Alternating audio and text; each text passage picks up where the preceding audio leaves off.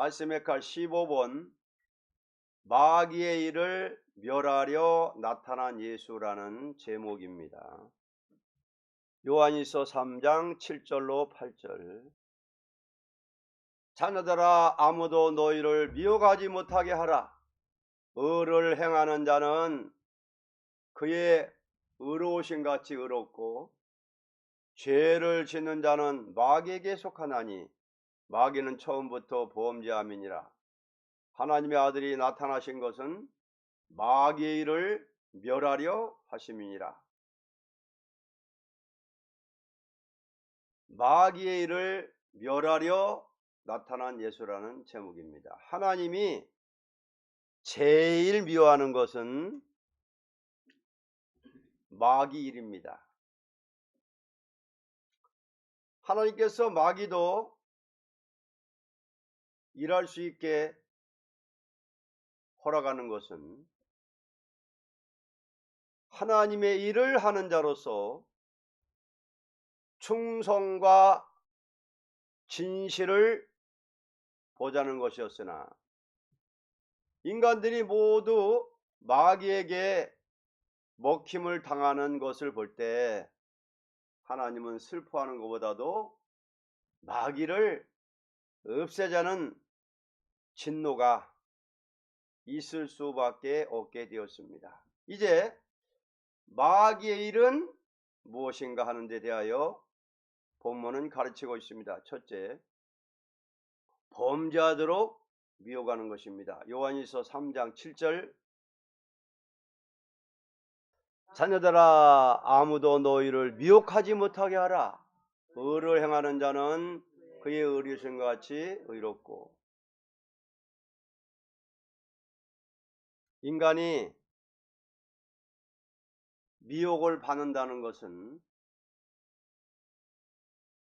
중생한 자녀를 미혹하려는 마귀에게 당하게 됩니다. 왜냐하면 중생치 않는 마귀 자녀는 미혹을 할 나위조차 없는 것입니다. 미혹이라는 것은 자기가 옳다고 생각이 나게 만드는 데서 하나님의 말씀을 자기 생각에 붙여서 해석을 하게 되는 것입니다.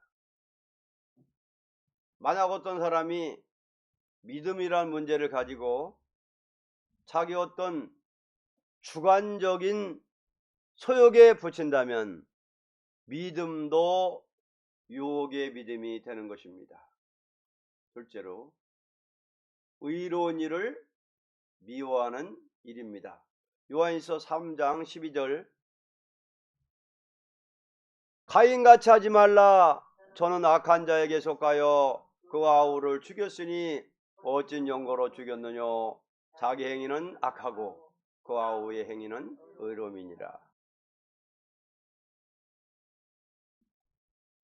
의로운 일을 미워하는 일입니다. 사람이 의를 사랑하면서도 미혹을 받는 자도 있고 의를 미워하여 악에 속한 자도 있는 것이니 고의적으로 의를 박해하고 의를 미워한다는 것은 마귀에게 완전히 속한 자라고 볼 수 있는 것입니다. 이것은 가인의 범죄라는 것을 본문은 말하고 있습니다. 셋째로, 예수님의 도성인신을 부인하는 일입니다. 요한일서 4장 2절. 이것으로 알지니 곧 예수 그리스도께서 육체로 오신 것을 시인하는 영마다 하나님께 속한 것이요. 마귀는 인간 지식을 끼고도 역사하는 것이니 인간의 지혜와 지식으로 하나님의 진리를 대적하는 것이 마귀의 일입니다. 이것은 대부분의 인류가 당하는 범죄입니다.